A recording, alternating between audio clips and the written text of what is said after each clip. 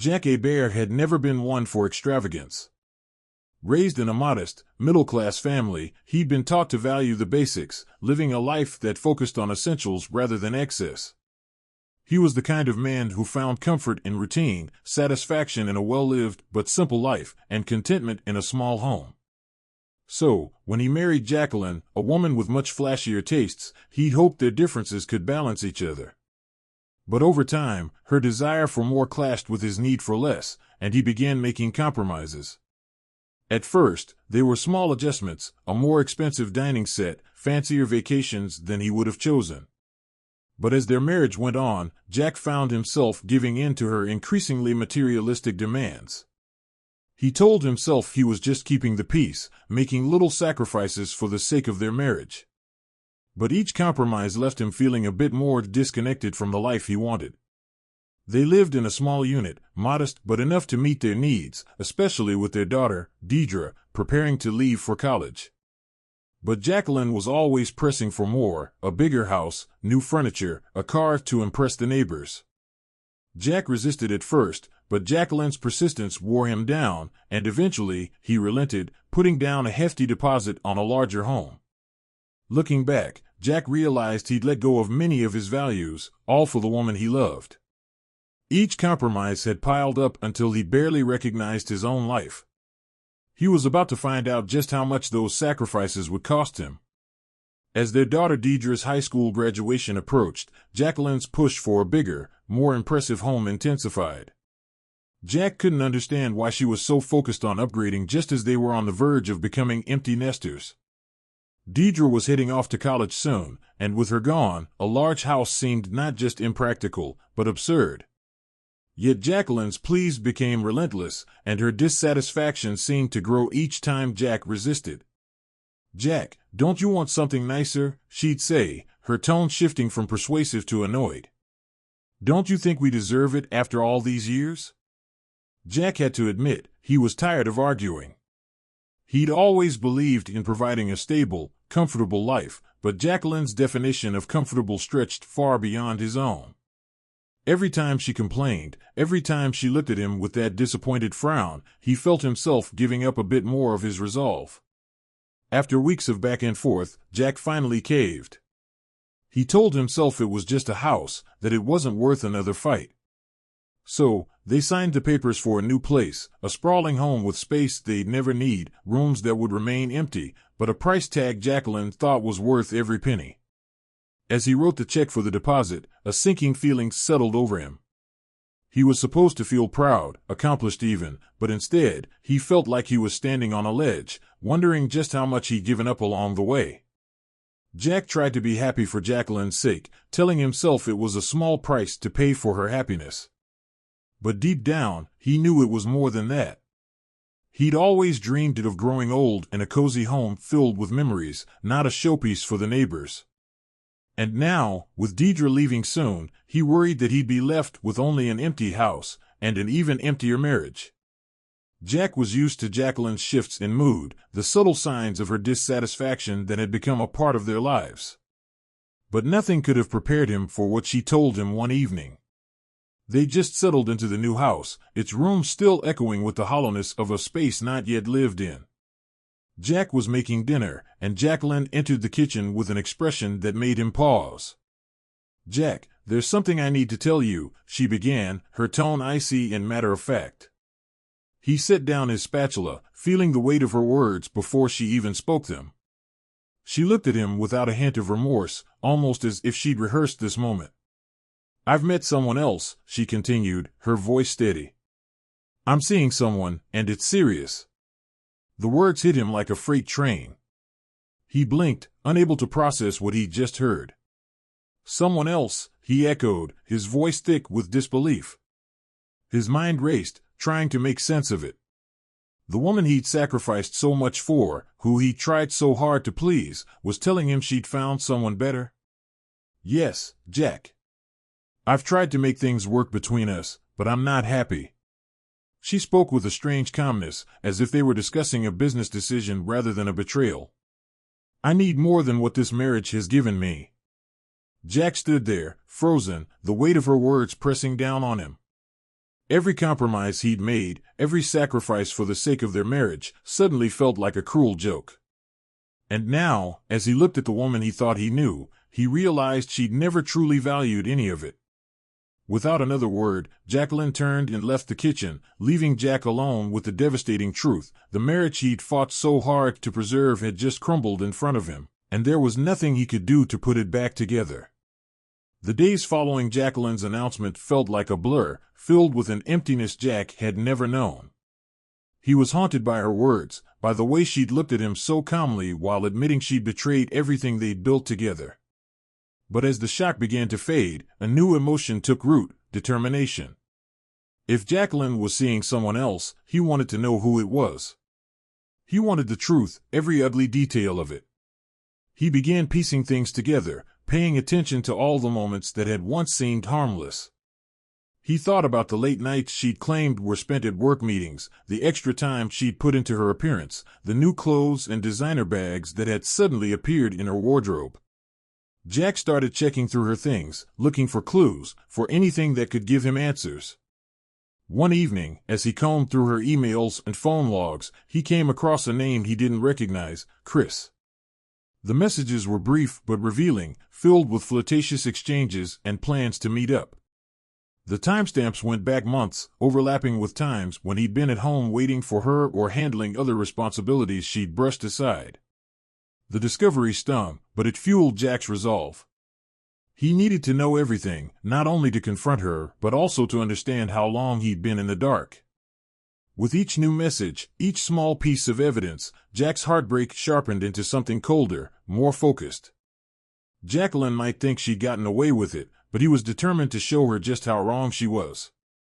This wasn't just about exposing her lies, it was about reclaiming the dignity he felt she'd taken from him. And as he gathered each painful piece of proof, he began to form a plan to bring her deception into the open. Jack knew that confronting Jacqueline without concrete evidence would only lead to more lies and excuses. If he was going to expose her affair, he needed to make sure there was no way she could deny it. He decided to set up surveillance, quietly installing a small camera in the house and keeping a close eye on her digital communications. It felt surreal, this secret life of investigation he'd never imagined he'd be living. But with each passing day, his resolve grew stronger. The camera revealed the truth he dreaded. When he was at work, Jacqueline would often slip out or spend hours on the phone with Chris, speaking in a hushed tone that confirmed the intimacy Jack had already suspected. Watching her talk, laugh, and make plans with someone else brought a deep ache to his chest, but it also fueled his determination. Her betrayal ran even deeper than he'd thought, and he couldn't ignore the resentment simmering beneath his grief. Jack started documenting everything: the calls, the texts, the meetups she so carelessly arranged. He saved screenshots and recordings, compiling a file that held the painful truth of his wife's double life. Every new piece of evidence added weight to the plan forming in his mind. Jacqueline's lies would no longer be hidden behind closed doors. She would face the consequences, and everyone who'd watched them as a perfect couple would know what she'd done. As he prepared for the confrontation, Jack felt his old self slipping away, replaced by someone hardened and resolute. Jacqueline had torn their marriage apart, but he was going to make sure she wouldn't walk away unscathed. With all the evidence in hand, Jack knew it was time for the confrontation, and he wanted it to be one Jacqueline would never forget. Quietly, he set plans into motion, arranging a small gathering with close friends and family. He chose a location where there would be no easy escape, a quiet restaurant where their friends had gathered countless times. It was a place familiar to everyone in their circle, a spot where Jacqueline had always presented herself as the devoted wife. Jack let her know casually, pretending it was an ordinary outing with friends. He kept his tone light, playing the part of the unassuming husband. Jacqueline accepted, having no reason to suspect what he had planned. Meanwhile, Jack informed a few of their closest friends of the real reason for the gathering, letting them know he was finally ready to expose Jacqueline's betrayal. The night of the dinner arrived, and Jack watched Jacqueline's demeanor carefully as she greeted everyone. She looked relaxed, smiling and chatting as if nothing was amiss. Watching her, he felt a surge of bitterness, how easily she wore the mask, as though she hadn't destroyed everything they'd built. When everyone was seated and the initial pleasantries had passed, Jack took a deep breath, feeling the weight of the moment settle over him. He stood up, and all eyes turned to him, a mixture of curiosity and confusion on their faces. "There's something I need to share," he began, his voice steady. "I think it's time everyone here knows the truth about Jacqueline and someone she's been seeing behind my back." The room fell silent as he laid out the evidence, showing everyone the texts, the calls, and the dates they'd arranged under his nose. Jacqueline's face drained of color, her confident smile crumbling as she realized what was happening. She looked around, trapped, as the reality of her betrayal settled over the room. In that moment, Jack felt a strange satisfaction, not out of malice, but from finally reclaiming the truth. He hadn't set out to humiliate her, but he was done letting her deception fester in the shadows. As their friends and family took in the evidence, he knew there was no going back for either of them. After that unforgettable dinner, the fallout was swift. Jacqueline's family and friends, once charmed by her, now saw her deception laid bare, and their sympathy quickly shifted to Jack. But the hardest consequence for Jacqueline was yet to come, the sudden realization that the lifestyle she'd built around herself, a life of luxury and status, was in jeopardy. With the separation looming, Jack made it clear that he was moving forward with the divorce, and that meant a significant shift in finances. Jacqueline had always assumed Jack would keep providing for her, even after the affair. But Jack was done with compromises. This time, he was taking control. One evening, they met with their lawyers to begin dividing assets, and it became painfully clear to Jacqueline just how much she stood to lose.